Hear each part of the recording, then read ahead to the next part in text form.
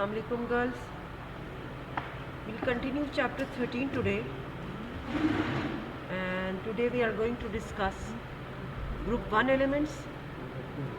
Group 1 में elements कौन कौन से होते हैं? Lithium, sodium, potassium, rubidium and caesium, right? So we'll study their properties, how they behave. First of all, trends in atomic radius. अच्छा, अब अगर ट्रेंड्स इन एटॉमिक रेडियस देखें तो down the group atomic radius increase होता है, ठीक है? Top to bottom in a group atomic radius increases. वजह क्या है, रीज़न क्या है उसकी? Because top to bottom in a group an extra shell is added, right? So atomic radius increases.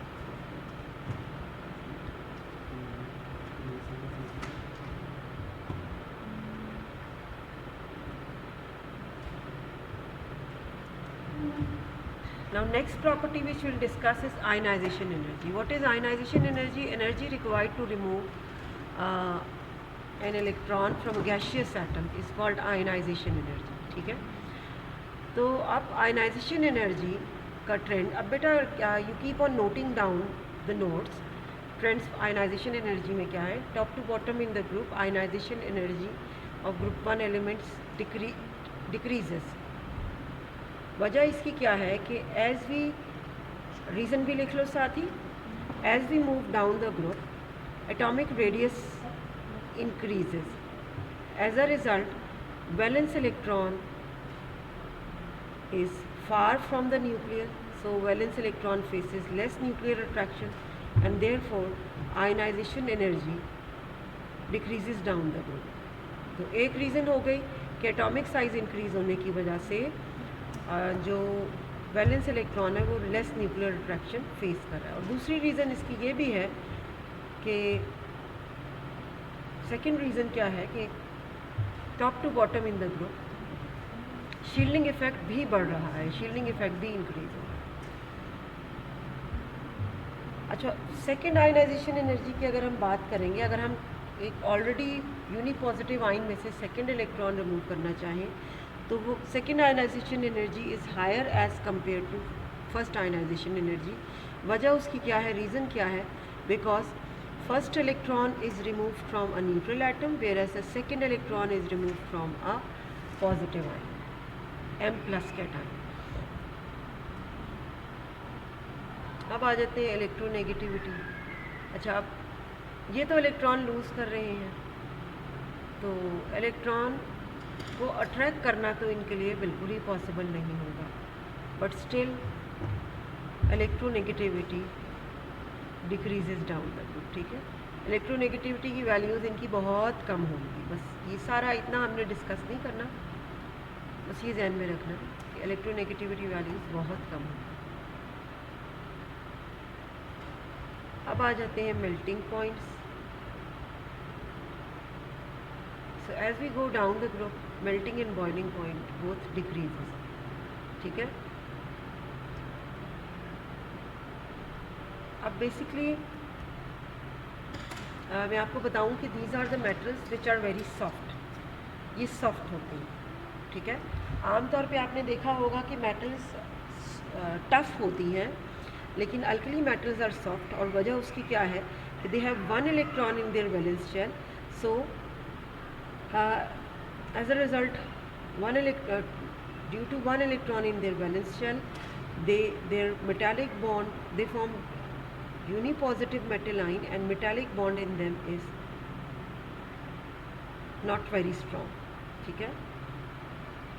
So अगर सवाल पूछा जाए कि why alkali metals have low melting points और why alkali metals are soft, तो reason क्या है कि alkali metals have one electron in their valence shell, they form unipositive cation, so metallic bond in them is not very strong. Now comes density.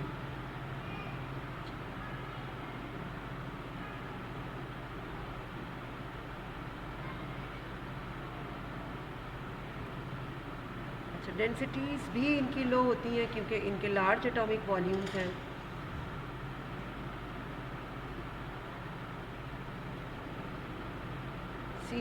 Down the group densities इनकी increase होगी।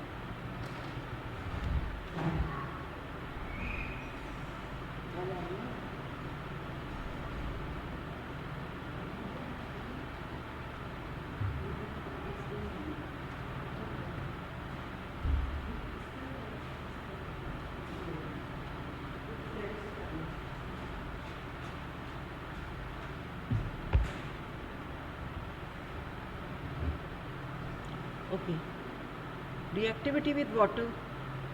सो एक बात याद रखना बेटा कि पीरियोडिक टेबल में सबसे ज़्यादा वॉल्यूम्स भी इनके हैं अल्कली मेटल्स के, और सबसे लो डेंसिटी भी अल्कली मेटल्स की है। और अब आ जाते हैं जब हम रिएक्टिविटी की बात करेंगे तो they are most reactive metals in the periodic table. ये बात, ये पॉइंट अपने पास लिख लो। सो इनका वाटर के साथ जो रिएक्शन होता है it's quite vigorous.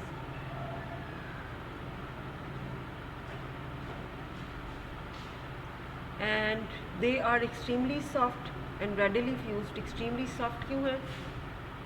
Did you gate?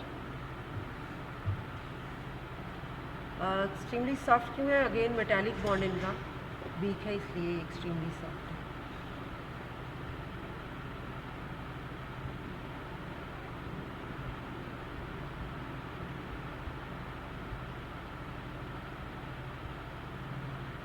अच्छा बेटा, एक और बात अपने पास लिख लीजिएगा। जब हम ट्रेंड्स इन रिएक्टिविटी पढ़ रहे हैं तो बेसिकली ये अपने पास लिख लें। यहाँ पे ज़रा कुछ एक्स्ट्रा डिटेल दी हुई है। देर रिएक्टिविटी, ट्रेंड्स इन रिएक्टिविटी, कोई भी रिएक्शन इसका पढ़ रहे होंगे तो ट्रेंड्स इन रिएक्टिविटी जब हम देखते हैं तो their reactivity increases down the group. ठीक है, और वजह उसकी क्या है कि down the group ionization energy decreases. So down the group metal can easily form positive ion and therefore their reactions become more feasible and vigorous as we go down the road। ठीक है। अच्छा, reaction with oxygen अगर आप देखो तो lithium normal oxide बनाता है, sodium peroxide बनाता है Na2O2, whereas rest of the alkali metals form super oxide. ठीक है। अब जैसे यहाँ पे मेटल के होगी तो KO2 बना लेगा वो, अगर Rb रुबीडियम होगी तो RbO2 बना लेगा एंड सो ऑन। ठीक है।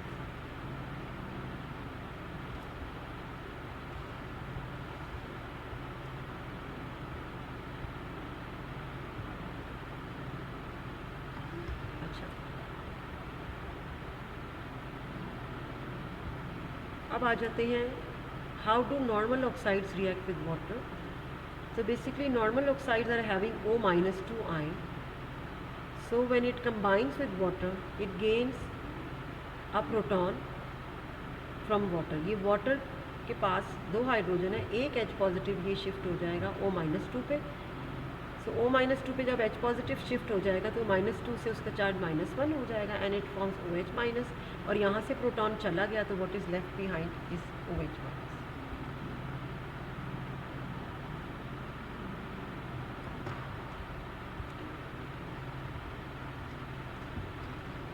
अब आ जाते हैं peroxides. Peroxides are very strong oxidizing agents. ठीक है, और जब ये वाटर के साथ रिएक्ट करेंगे तो ये प्रोड्यूस करते हैं हाइड्रोजन परऑक्साइड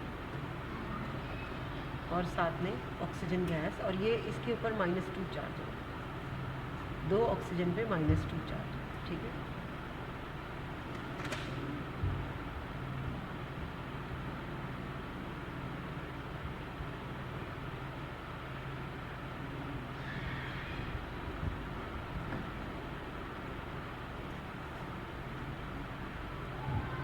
अच्छा, तो नॉर्मल ऑक्साइड में एक ऑक्सीजन पे -2 चार्ज होगा, पर ऑक्साइड में 2 ऑक्सीजन पे -2 चार्ज होगा, और सुपर ऑक्साइड में ऑक्सीजन के 2 एटम्स आपस में अटैच हैं और दो एटम्स के ऊपर -1 चार्ज होगा और पर एटम ये चार्ज आता है -12, और दो ऑक्सीजन के दरमियान जो बॉन्ड बना हुआ है that is with the help of 3 electrons.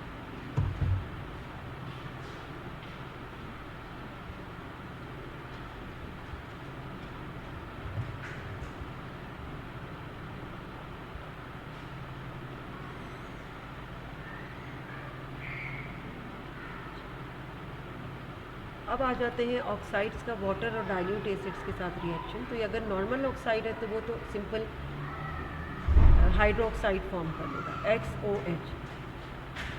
Dilute acid के साथ इनका रिएक्शन क्या होगा, since these are metal oxides, तो ये एसिड के साथ रिएक्ट करके सॉल्ट एंड वाटर बनाएंगे। ठीक है, तो ये तो हो गया नॉर्मल ऑक्साइड का। अब पर ऑक्साइड का रिएक्शन देखते हैं वाटर के साथ। पर ऑक्साइड जब वाटर के साथ रिएक्ट करेंगे तो मेटल हाइड्रोक्साइड बनाएंगे अलॉन्ग विद हाइड्रोजन परऑक्साइड। जैसे Na2O2 होगा, वाटर के साथ रिएक्ट करेगा तो NaOH बनाएगा और हाइड्रोजन परऑक्साइड बनाएगा। और डाइल्यूट एसिड के साथ कैसे रिएक्ट करेंगे, डाइल्यूट एसिड के साथ सॉल्ट बनाएंगे और H2O2 बनाएंगे। जैसे यहाँ पे X2O2 की जगह Na2O2 रख कर देखो और HCl से रिएक्ट करो तो यहाँ पे सॉल्ट कौन सा बनेगा, NaCl प्लस H2O। वाटर के साथ तो हमने पढ़ लिया। अब आ जाते हैं सुपर ऑक्साइड्स का रिएक्शन। XO2, यहाँ पे KO2 रख के देख लो। सुपर ऑक्साइड्स जब वाटर के साथ रिएक्ट करेंगे तो हाइड्रोजन परऑक्साइड बनाएंगे, मेटल हाइड्रोक्साइड बनाएंगे अलॉन्ग विद ऑक्सीजन गैस। ठीक है, और उनका डाइल्यूट एसिड से जब रिएक्शन होगा, यहाँ पे भी KO2 रख के देख लें, they are going to form KCl plus H2O2 plus oxygen gas.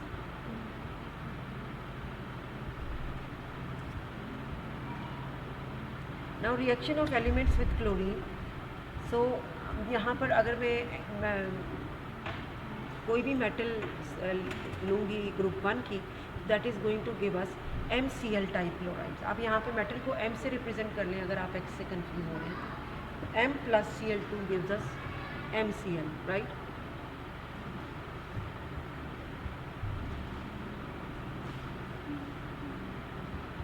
अच्छा, अब आ जाते हैं कार्बोनेट्स की नेचर।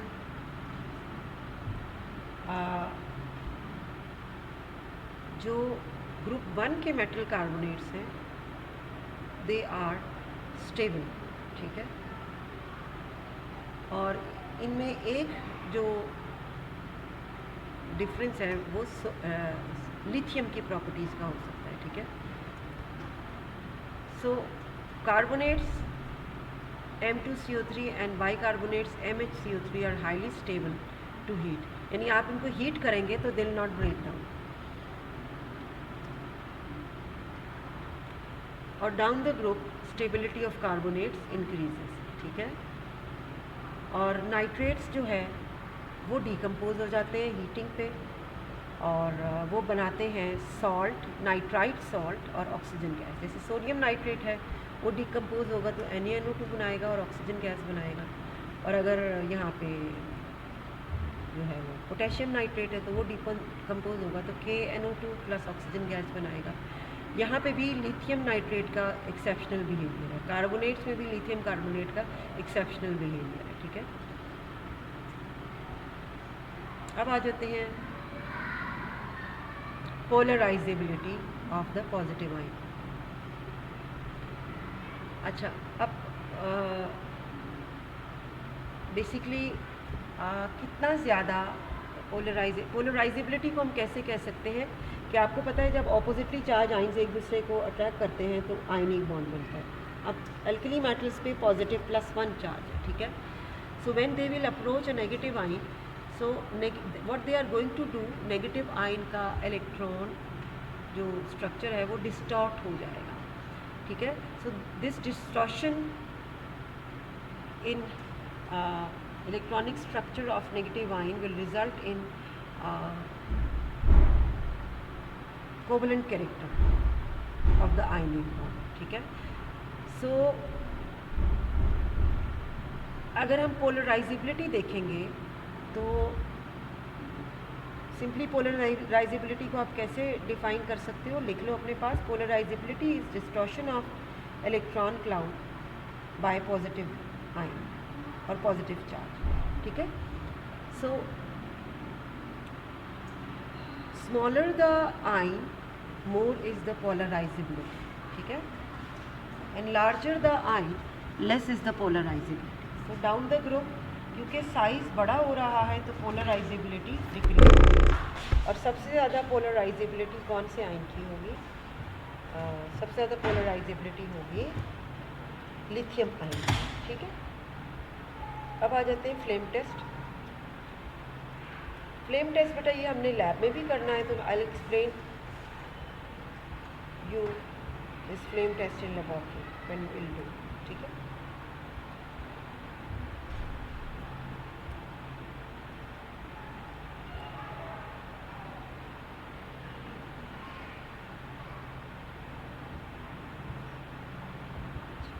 ये यहाँ पे सवाल लिख लें, what is origin of flame colour. तो when salt of alkali metals are converted into a paste with concentrated HCl and we heat them on flame, so they are first vaporized, they are converted into chloride salts which are vaporized, and when they are vaporized, the electron in the metal ion gets excited by absorbing heat energy and goes to higher energy level, and when electron comes back to lower energy level, it emits energy in form of light, which is seen as color of the flame. So please note it down. अब आ जाते हैं group 2A elements. Group 2A में कौन कौन से elements हैं? Beryllium, magnesium, calcium, strontium and barium, ठीक है। अच्छा, इनकी भी ट्रेंड्स इन एटॉमिक रेडियस वैसे ही होंगे, डाउन द ग्रुप इंक्रीज हो रहा है because an extra shell is added. Atomic volume इनका अगर हम कंपेयर करें विद ग्रुप 1A एलिमेंट, तो इनका एटॉमिक वॉल्यूम कम होगा as compare to group 1A element. और वजह इसकी क्या होती है कि इनका न्यूक्लियर चार्ज ज़्यादा है, तो इनका एटॉमिक वॉल्यूम भी कम होगा। तो ये पूछा जाएगा कि why group 2A elements have less volume as compare to group 1A element. तो रीज़न उसकी क्या है कि they have more nuclear charge, so more nuclear attraction is faced by valence shell, so the atomic volume is less. अच्छा, ionization energy का भी वही trend है जो हमने ग्रुप 1 के लिए पढ़ा। आयनाइजेशन एनर्जी डिक्रीजेस डाउन, ठीक है। इलेक्ट्रोनेगेटिविटी इनकी भी लो होगी क्योंकि ये मेटल्स हैं, but still it decreases down. Then comes melting and boiling points. अच्छा, इनके मेल्टिंग पॉइंट या बॉइलिंग पॉइंट हायर होंगे as compare to alkali metals. ये आप अपने पास लिख लीजिए। और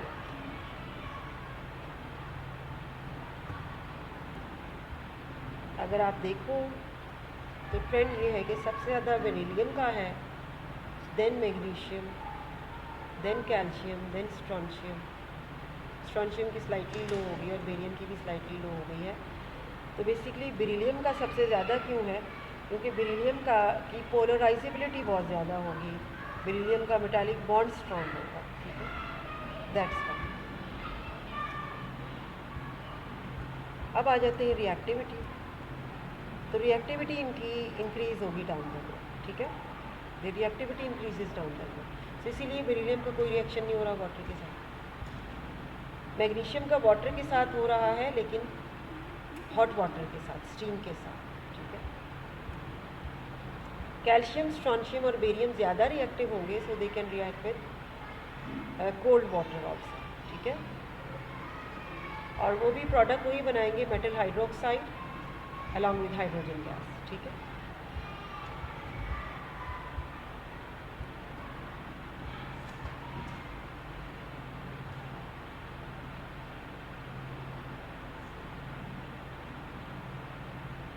अब यहाँ पे आ गए बेरिलियम हाइड्रोक्साइड। बेरिलियम जैसे ये याद रखना कि हर ग्रुप का जो पहला एलिमेंट है उसकी प्रॉपर्टीज़ डिफरेंट होती हैं from rest of the elements. तो जैसे ग्रुप 1 में मैंने आपको बताया लिथियम की प्रॉपर्टीज़ डिफरेंट होती हैं, ग्रुप 2 में बेरिलियम की प्रॉपर्टीज़ डिफरेंट हैं बाकियों से। तो अगर आप ऑक्साइड्स या हाइड्रोक्साइड्स देखोगे तो सबके ऑक्साइड्स या हाइड्रोक्साइड बेसिक इन नेचर हैं। Beryllium hydroxide is amphoteric. Amphoteric क्यों है? क्योंकि it can react with both HCl and NaOH। Acid के साथ भी रिएक्ट कर सकते हैं और बेस के साथ भी रिएक्ट कर सकते हैं, ठीक है।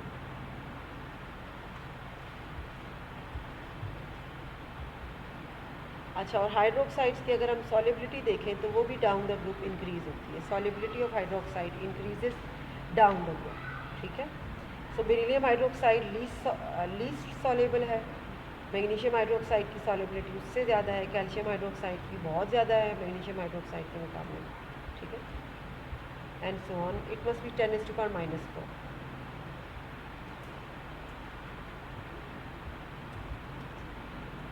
अच्छा जी, ऑक्सीजन के साथ रिएक्ट करके नॉर्मल ऑक्साइड बना लेते हैं, ठीक है।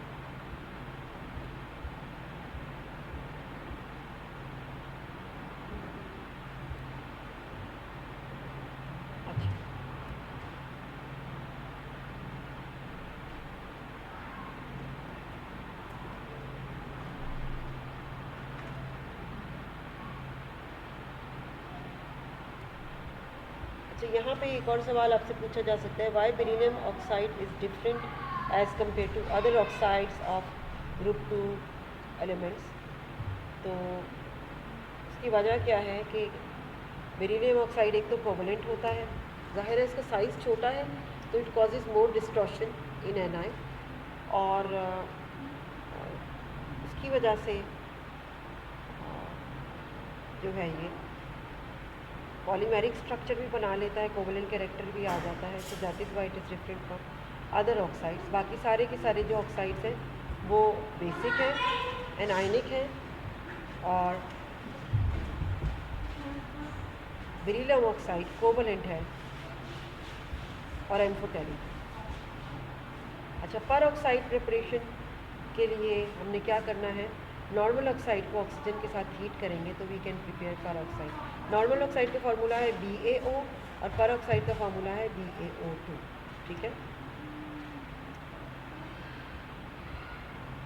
याद रखना है जहाँ कहीं पर ऑक्साइड आएगा तो जब भी एसिड के साथ या वाटर के साथ रिएक्ट करते हैं तो वो बनाते हैं हाइड्रोजन पर ऑक्साइड। अच्छा, नाइट्राइड कैसे बनता है? ग्रुप 1 वाले नाइट्राइड नहीं बना रहे थे, उनमें से लिथियम बना सकता है नाइट्राइड। ग्रुप 2 के सारे एलिमेंट्स नाइट्राइड बना सकते हैं।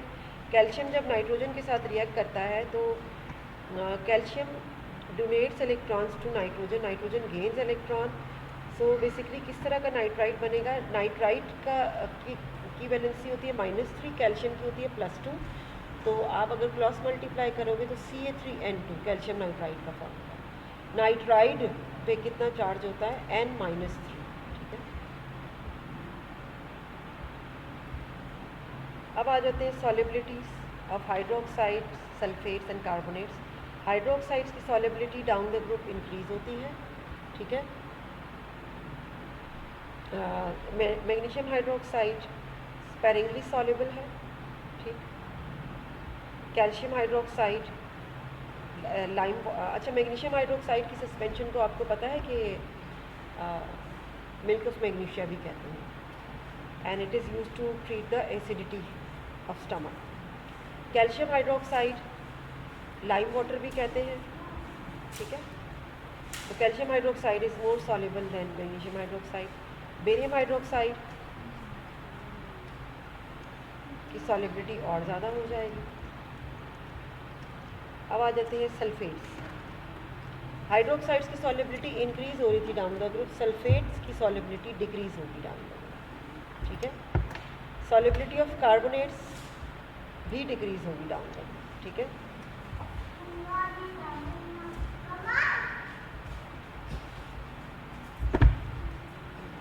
अच्छा,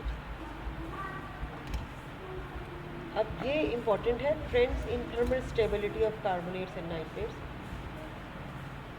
अच्छा, हमने पढ़ा था ग्रुप 1 के जो कार्बोनेट्स हैं they are not affected by heat, they are stable towards heat. लेकिन ग्रुप 2 के जितने भी कार्बोनेट्स हैं दे डिकम्पोज अपॉन हीटिंग, ठीक है। जैसे कैल्शियम कार्बोनेट अगर आप उसको हीट करेंगे तो वो बनाएगा कार्बन डाइऑक्साइड और कैल्शियम ऑक्साइड, ठीक है। अच्छा, अब बेसिकली अगर हम देखें तो what is trend in stability of carbonate, सवाल लिख लीजिए। तो stability of carbonates increases on moving down the group, ठीक है। आप यहाँ से देख सकते हो कि बेरिलियम कार्बोनेट 25 डिग्री सेल्सियस पे डिकम्पोज हो रहा है, मैग्नीशियम कार्बोनेट 540 डिग्री पे, कैल्शियम कार्बोनेट 900 डिग्री पे। सो सबसे ज़्यादा आसानी से बेरिलियम कार्बोनेट डिकम्पोज हो रहा है, ठीक है, सही। अच्छा, इसी तरह नाइट्रेट्स भी डिकम्पोज होंगे।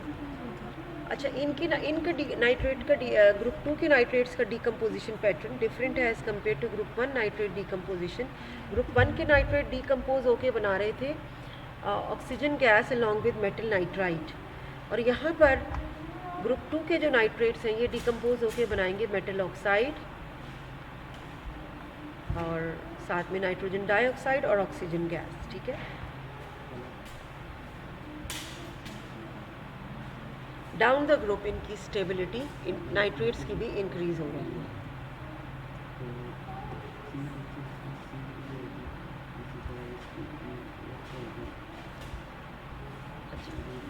ये बेटा सवाल आ सकता है, how beryllium differs from other members of its group. तो आपको बताया था कि एक तो इसका मेल्टिंग पॉइंट सबसे ज़्यादा है, so beryllium is the hardest of all the metals, melting and boiling points of beryllium are highest. Beryllium can form covalent compounds. Beryllium does not react with water even at high temperature, जबकि बाकी सारे के सारे metals water के साथ react करते हैं। Beryllium का हाइड्रोजन के साथ कोई रिएक्शन नहीं होता, बाकी सारे के सारे मेटल्स हाइड्रोजन के साथ रिएक्ट करते हैं। Beryllium reacts with hydroxides और alkalis, whereas other alkali metals do not react with alkalis. Beryllium के ऑक्साइड्स और हाइड्रोक्साइड्स एम्फोटेरिक है, बाकी सबके जो ऑक्साइड्स और हाइड्रोक्साइड है वो बेसिक है। बेरिलियम कार्बाइड वाटर के अंदर डिकम्पोज होकर बेरिलियम हाइड्रोक्साइड बनाते हैं और साथ में methane gas, whereas other metal carbides produce acetylene when they react with water, ठीक है। फिर बिहेवियर ऑफ नाइट्राइड देख लेते हैं। बेरिलियम नाइट्राइड वोलेटाइल है, whereas other alkaline earth metal nitrides are not volatile. Then comes number of water molecules of crystallization which salts of these alkaline earth metals have. Beryllium cannot have more than 4 molecules of water crystallization, but other alkaline earth metals have more than 4 water molecules of crystallization, ठीक है। अब उसकी क्या वजह है कि beryllium की case में हमारे पास दो ही ऑर्बिट हैं, 2s और 2p, ठीक है। तो एक इलेक्ट्रॉन अगर एक्साइट होकर यहाँ से p में चला जाएगा तो देयर आर ओनली 2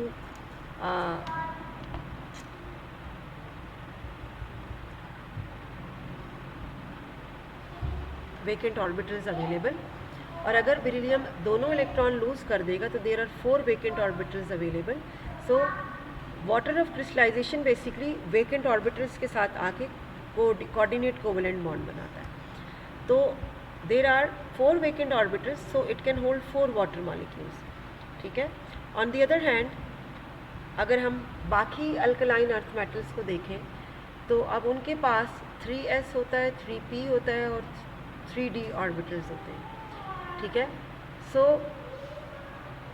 अब उनके अंदर एडिशनल 3d ऑर्बिटल्स भी आ गए, जिसकी वजह से other alkali metals can hold 6 water molecule of crystallisation.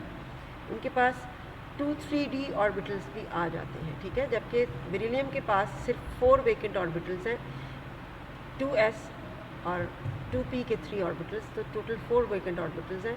बाकी सब में जैसे अगर मैग्नीशियम लेते हैं तो 3s भी होगा, 3p होगा और 2 3d ऑर्बिटल्स भी होंगे, so it can hold 6 water molecules of crystallization. And 11th one is beryllium forms stable complexes due to its small size. Other alkaline earth metals do not form stable complexes. So we are going to stop our discussion today at this point, and hope so it's all clear to you, and we'll discuss exercise question answers from this in tomorrow's class, next class.